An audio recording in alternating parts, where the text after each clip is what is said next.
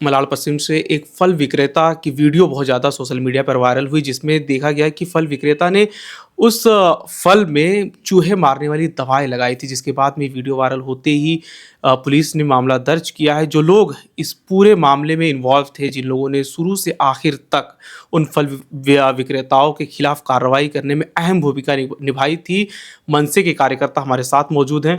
Sir, आप लोग अपना एक-एक जन परिचय की दीजिए, फिर उसके बाद मैं पूछूँगा कि क्या कुछ मामला था और कैसे आप लोग को पता चला कि यहाँ पर ये फल में दवाई लगाई जा रही है चूहे मारने वाली? जी। मेरा नाम राकेश चौधरी है। मैं मालाड पश्चिम मनसे का उपविभागाध्यक्ष हूँ 46-47 वार्ड का। जी, सर। मेरा नाम कुणाल सालुंखे है, मनसे शाखाध्यक्ष हूँ, वार्ड क्रमांक 47। सर आप? मैं जब्बार शेख उपविभाग सचिव महाराष्ट्र नगर मनसेना। सर, आप लोगों को कैसे पता चला कि यहाँ पर ये फल में चूहे मारने वाली दवाई लगाई जा रही है?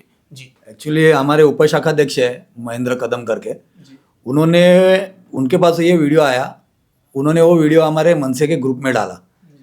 तो जैसे ही वो ग्रुप में वीडियो आया तो हमारे जो विभाग अध्यक्ष है शशांक दिलीकर, उन्होंने हमको फ़ोन किया कि भाई ये वीडियो कहाँ का है और कौन है वो देख लो। तो जब हमने वो वीडियो खोल के देखा तो मेरे बाजू में ही, मैं जहाँ रहता हूँ उसके बाजू के बिल्डिंग के बाहर बैठने वाला ही फल वाला था वो। तो फिर मैं और कुणाल हम और हमारे महाराष्ट्र सैनिक हम लोग वहाँ पे पहुँचे और उसको हमने पूछा कि ये तू क्या कर रहा है, तो उल्टा सुल्टा जवाब देने लगा था। फिर उसके बाद हम लोग ने उसको वो वीडियो दिखा के बात की, तो फिर बाद में उसने कबूल किया क्या मैं चूहा मारने के लिए दवा लगाता हूँ। अच्छा, आप लोग जब उससे पूछे तो उसने ये कहा कि ये मैं चूहा से बचाने के लिए दवाई लगा रहा हूँ, है ना? एक्चुअली क्या हुआ ना, जब हम लोगों ने पूछे, जैसे ये राकेश भाई बोले कि ये क्यों कर रहा था, तो उसने क्या बोला, मेरा धंधा जो है रोड पे है, गटर के बाजू में, तो धंधा वहीं रख के जाता था रात को चूहे ना खाए इसके लिए वो हर फल पे रेटल जो ट्यूब थी चूहे मारने की वो लगा रहा था। तो हमने उसको पूछा कि बाबा अगर ये चूहे ना खाए लेकिन अगले दिन इंसान खाएंगे तो उसका क्या असर है? तो फिर उसने ऐसा मतलब जवाब आड़ी टेढ़ी जवाब देना चालू किया। फिर हम लोगों ने भी पुलिस स्टेशन में फ़ोन किया 100 नंबर पे, वहाँ से पुलिस की टीम आई, हम लोग वहाँ उसको पुलिस स्टेशन लेके गए। बाकायदा सीनियर से बात किए, चौहान साहब ने भी हमको अच्छा सपोर्ट किए। फटाफट जो उनके अगेंस्ट एक्शन होना चाहिए सब लिया गया, कार्रवाई की गई है। जैसा कि इन्होंने कहा कि चूहे भले ही उस फ्रूट को ना खाएं लेकिन इंसान तो ज़रूर खाएंगे ही खाएंगे, लेकिन आप लोगों ने जो काम किया वाकई बहुत ही शानदार और काबिले तारीफ काम किया है। तो आपकी भूमिका क्या थी इसमें? देखो, हमारी भूमिका सिर्फ इतनी है कि अगर मैं कोई चीज़ को सेल करता हूँ या मैं कोई चीज़ का बिजनेस करता हूँ तो बिजनेस के थ्रू लोगों को फ़ायदा होना चाहिए, ना कि कोई नुकसान। और उस दिन जो घटना घटी है वो घटना एक्चुअली देखा जाए तो बहुत ही बुरी थी। जो मतलब जो लोग रास्ते से आते जाते हैं, जो उस बिल्डिंग में रहते हैं, जो उस एरिया के रहीवासी है, वो अक्सर उस इंसान से वो फल खरीदते हैं। तो जिस एरिया में हम रहते हैं सिर्फ वही एरिया के लोग नहीं तो और भी जो लोग हमारे पास से परचेस करते हैं हमारे फल को या जो भी चीज़ है हम बेचते हैं, तो वो चीज़ जिस तरह से हम बेचते हैं क्या वो वाकई में सेफ है, साफ है, सुरक्षा है क्या उसके साथ में, ये देखने की जिम्मेदारी हमारी होती है। लेकिन कैसा होता है, कुछ लोग आज मुंबई में आप देखोगे तो मुंबई में जो फेरी वाले हैं उनकी तादाद इतनी ज़्यादा हो गई है कि पता नहीं चलता है कि कौन यहाँ का है कौन बाहर का है। आज उत्तर मुंबई में आप देखोगे तो 60 से 70% जो फेरी वाले हैं उनकी पॉपुलेशन उत्तर मुंबई में है। उसमें बहुत से लोग जो हैं वो यूपी बिहार के हैं, जो परप्रांतीय है। ये यहाँ पे फुटपाथ के ऊपर आके धंधे लगाते हैं, इनके बिजनेस को सेटअप करते हैं, लेकिन इनके ऊपर कार्रवाई नहीं होती है। लोग इनसे पूछते नहीं है कि ये कहाँ के हैं। और कुछ ऐसे लोग उस पर से निकलते हैं जो लोगों के जान के खिलाफ जाकर अपना बिजनेस को आगे बढ़ाने का काम करते हैं। तो मेरा सिर्फ यही एक विषय है कि हमारे मुंबई के महापौर ऋतुदाई तावड़े, इन्होंने पदभार स्वीकारते ही इन्होंने एक मुहिम को छेड़ी है, फेरी वाला मुक्त मुंबई करके। उन्होंने उसमें सिर्फ बांग्लादेशी, रोहिंग्या ये सब एक जो विषय नहीं है उसको इन्वॉल्व किया है, लेकिन जो एक्चुअल विषय है ये फेरी वालों का, उसके अंदर जो सबसे ज़्यादा लोग हैं वो परप्रांतीय है, सिर्फ बांग्लादेशी नहीं है। जी तो उनके ऊपर भी एक चीज़ मतलब एक्शन लेना चाहिए कि उनके आधार कार्ड को चेक किया जाए, उनके पुलिस वेरिफिकेशन हुए कि नहीं वो चेक किया जाए। और सबसे दुखदायक बात यह है कि मुंबई महानगर पालिका मुंबई के अंदर 15,000 फेरी वालों को क्यूआर कोड देने वाली है। किस बेस पे? ये 15,000 फेरी वाले कौन हैं? ये कहाँ से आए हैं? इनके पास क्या पुरावा है कि ये महाराष्ट्र के हैं? आज यूपी, बिहार, झारखंड, बांग्लादेश के लोग मुंबई में आके फिर फुटपाथ के ऊपर फल बेच रहे, भाजी बेच रहे, मच्छी बेच रहे, उनका संबंध ही नहीं है। लेकिन जो महाराष्ट्र के जो लोग हैं, जो यहाँ के जो मराठी लोग हैं, वो कहाँ जाएंगे? उनके ऊपर, उनके रोजगार के ऊपर जब आँच आती है तब ये हमारे सरकार एक्शन क्यों नहीं लेते? आज इतना बड़ा जो सीन हो चुका है मलाड में, उसके ऊपर मंत्री जो भी मिनिस्टर है उन्होंने कुछ बोला है? उनके कुछ आप इंटरव्यू देखे हो? उनको फिक्र ही नहीं है। हम मस्त, हमारी सत्ता मस्त, लोग मरते हैं, कौन क्या करता है उनसे कोई फर्क नहीं पड़ता है। अच्छा, आपको क्या लगता है कि इस मामले में और भी फ्रूट वाले और भी इस तरह से फ्रूट वेंडर्स इन्वॉल्व हो सकते हैं? बिल्कुल हो सकते हैं, क्योंकि यहाँ पे अभी जो वेंडर्स है वो क्या अपना जो स्टॉल लगाते हैं वो स्टॉल रात को उठा के घर पे लेके नहीं जाते, वो स्टॉल वहाँ पे ही वो कपड़े से ढक के छोड़ के चले जाते हैं। तो जाहिर है कि चूहे तो खाएंगे ही, रोड पे रहने के कारण, आजू बाजू में गटर्स है तो चूहे तो खाने वाले हैं। तो हो सकता है और भी फ्रूट्स वाले, भाजी वाले, वो लोग भी ऐसी तरह की हरकतें करते होंगे जिसकी वजह से चूहे उनके फ्रूट्स को या भाजी तरकारी को खाए नहीं। तो हो सकता है और भी रहेंगे। इसी के चलते हम लोग ने बीएमसी को लेके जो रास्ते पे ये घटना घटी वो पूरा रास्ता फेरी वाला मुक्त की है। अभी हम लोग ने ये तय किया है कि अभी यहाँ पे एक भी फेरी वाला बैठेगा नहीं। अच्छा, आप इस मामले में पुलिस कंप्लेन करने वाले आप भी व्यक्ति हैं, तो इस मामले में पुलिस का किस तरह का रोल रहा, किस तरह का सहयोग आपको मिला और पुलिस ने किस तरह की कार्रवाई की उन लोगों के खिलाफ, और आने वाले समय में किस और भी इस तरह की जांच करने की आपको क्या लगता है कि पुलिस के द्वारा की जाएगी? जैसे हम लोग उनको पुलिस स्टेशन लेके गए, हमने पहले आपको बता चुका हूँ मैं, चौहान साहब सीनियर इंस्पेक्टर जो है उन्होंने पूरा सपोर्ट किया। सपोर्ट के बाद एफआईआर जब अडवाल साहब थे, पीएसआई अडवाल साहब, उन्होंने मुझे पूरा सपोर्ट किया। जो कायदे से जो कानूनी बोलते ना उसको एक्शन होना चाहिए वो सब हुआ है। 2 बजे रात को एफआईआर हुआ है। सुबह 4:15 बजे के करीब फॉरेंसिक वैन आई है पुलिस के तरफ से। फॉरेंसिक वैन आने के बाद हम लोग, राकेश भाई, हम लोग, हमारे विभाग अध्यक्ष, हम लोग सब दिन वहाँ पे गए। पूरा बाकायदा जो एक्शन लेना चाहिए, चेकिंग होना चाहिए, सब हुआ है।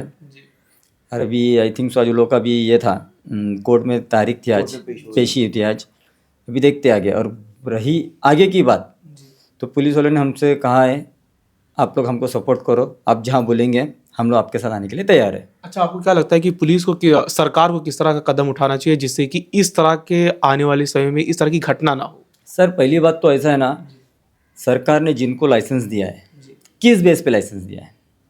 अगर लाइसेंस दिया है तो उनके पास जगह है क्या लाइसेंस दे दिया कहीं पे भी लगाओ, परमिशन है? नहीं है। आप पहले जिनको लाइसेंस दे रहे हो उनको पहले आप जगह दो बैठने की।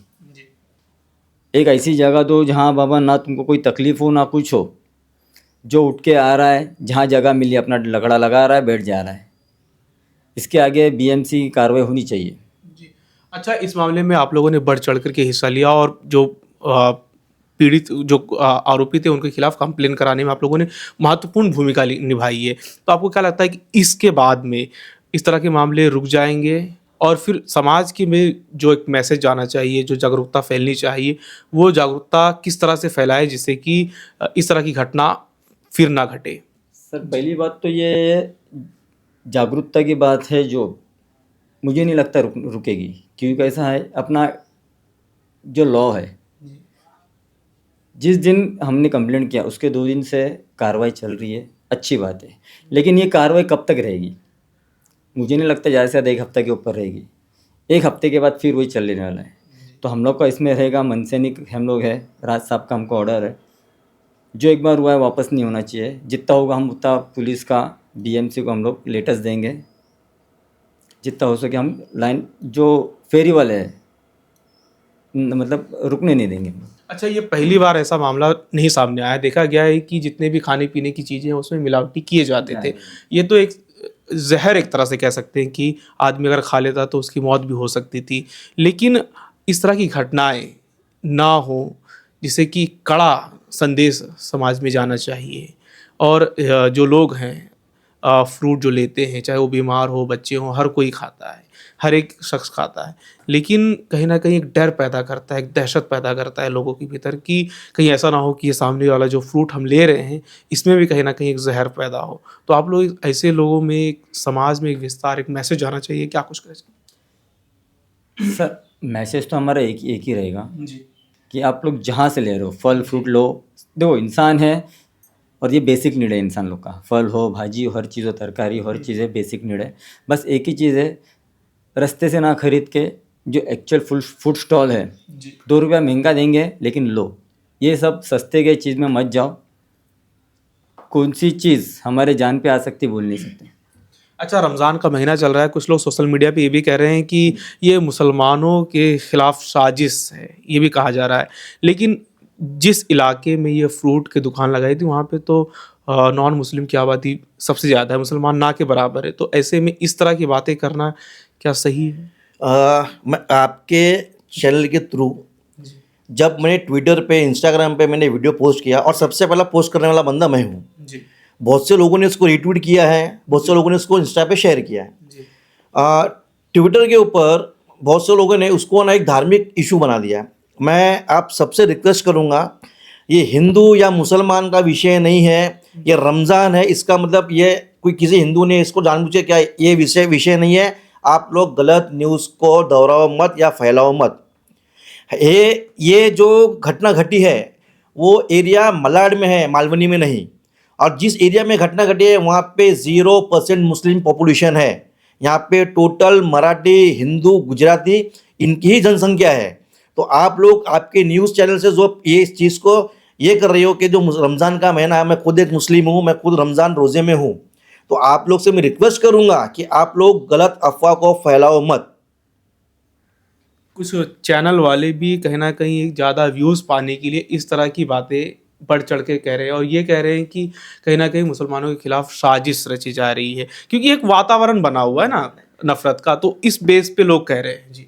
ये देखिए, अभी ये जो हिंदू मुस्लिम का रंग चढ़ाने को देख रहे हैं, पहली बात तो ये हिंदू मुस्लिम की बात ही नहीं है, क्योंकि वो जो विक्रेता है जी, वो खुद हिंदू भैया है। जी, और ये पॉपुलेशन यहाँ का है, वो मैक्सिमम बोले तो 99% हिंदू एरिया है। जी, यहाँ पे कोई मुस्लिम नहीं है। जी, रहेगा तो एक आध दूसरा उंगली पे गिनने जितना रहेगा। तो इसमें हिंदू मुस्लिम की कोई बात ही नहीं बनती है। और मेरे को आपके चैनल के माध्यम से ये कहना है कि हिंदू मुस्लिम मत देखो, जी, फल तो हिंदू भी खाता है, मुस्लिम भी खाता है। जी, आज अगर वो जहरीला फल खा के अगर हिंदू मरने वाला है तो मुसलमान भी मरने वाला है। जी, तो इसको जातिवाद का रंग मत दो। इसके लिए इसके खिलाफ एक साथ हिंदू मुस्लिम छोड़ के एक साथ खड़े रहो और हम लोग को साथ दो, कि ताकि आगे कोई ऐसी हिम्मत नहीं करे कि जहरीले फल बेच पाए। यही मैं कहना चाहूँगा आपके चैनल के माध्यम से। जी सर, कुछ कहना चाहते थे आप? बस इतना ही कहना चाहूँगा जी, कि मुंबई महानगर पालिका जो हमारे मुंबई की सबसे बड़ी नगर पालिका है, जी, अफसोस के साथ ये कहना पड़ता है कि उनके पास काम करने के लिए कर्मचारी की बहुत कमी है। उनके पास कर्मचारी नहीं है। जी, आज हमारे महाराष्ट्र में, मुंबई में बहुत से लोग बेरोज़गार हैं। तो मैं हमारे सीएम जो है उनसे रिक्वेस्ट करूँगा, हमारे डीसीएम है उनसे रिक्वेस्ट करूँगा कि मुंबई महानगर पालिका में जो कर्मचारियों की कमी है जी, उसके लिए भर्ती निकाला जाए। मुंबई में, महाराष्ट्र में बहुत से लोग हैं, मराठी लोग हैं जो बेरोज़गार है, हमारी युवा पीढ़ी है जो बेरोज़गार है, उनको वहाँ पे नौकरी दी जाए। जी, उनको वहाँ पे नौकरी देने के बाद जो आपकी जो कर्मचारियों की जो संख्या की जो कमी है वो पूरी होगी। और आपको कहीं पे भी जहाँ पे आपको एक्शन लेना है वहाँ पे आपको आपके कर्मचारियों की कमी महसूस नहीं होगी। क्योंकि हम लोग ने अनेक बहुत से बार ये चीज़ को ऑब्ज़र्व किया है कि जब मुंबई महानगर पालिका कार्रवाई करने के लिए आती है तो उनके साथ में 1 या 2 लोग रहते हैं। अगर कोई एक्स्ट्रा रहा भी तो बुज़ुर्ग होते हैं, तो उनसे वो एक्शन मतलब प्रॉपर वे में होता नहीं है। तो मैं कहना चाहूँगा ये कि मुंबई महानगर पालिका में अगर कर्मचारियों की कमी है तो आप भर्ती निकालिए, आप जॉब की जो रिक्वायरमेंट है आप उसको इशू करिए। आपके पास जो जॉबलेस बंदे हैं, जो युवा पीढ़ी है वो आपके पास आएंगे, आपकी भी वहाँ पे हेल्प होगी और उनको भी एक नौकरी मिल जाएगी। बस मैं इतना रिक्वेस्ट करना चाहूँगा ये चीज़ पे। ओके, धन्यवाद सर। Thank तो you. हमारे चैनल को समय देने के लिए धन्यवाद। ये महाराष्ट्र नवनिर्माण सेना के कार्यकर्ता थे जो हमें फ्रूट वेंडर्स के बारे में जानकारी दे रहे थे कि किस तरह से इन लोगों ने जो आरोपी थे उनको पकड़ने में भूमिका निभाई और फिर इस तरह की घटनाएं और भी ना घटें, इसलिए समाज में जागरूकता फैलाने की भी बात इन लोगों ने कही है। तो ऐसे हमारे चैनल को देखते रहें, चैनल को सब्सक्राइब करें, वीडियो को भी शेयर करें। धन्यवाद।